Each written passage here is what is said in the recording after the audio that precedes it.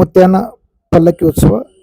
ಕುಷ್ಟಗಿ ತಾಲೂಕಿನ ದೊಡ್ಯಾಳ ಗ್ರಾಮದ ಅವಧೂತ ಸುಖಮನಿ ಸ್ವಾಮಿ ಜಾತ್ರಾ ಮಹೋತ್ಸವ ಪ್ರಯುಕ್ತ ವಿವಿಧ ಧಾರ್ಮಿಕ ಆಚರಣೆಗಳು ನಡೆಯುತ್ತಿದ್ದು, ನಾಳೆ ಮಹಾಶಿವರಾತ್ರಿ ದಿನ ಮಠದಲ್ಲಿ ಆರಂಭವಾಗಿರುವ ನಿರಂತರ ಹಗಲಿರುಳು ಸಪ್ತಭಜನೆ ಮಂಗಲಗೊಳ್ಳಲಿದೆ.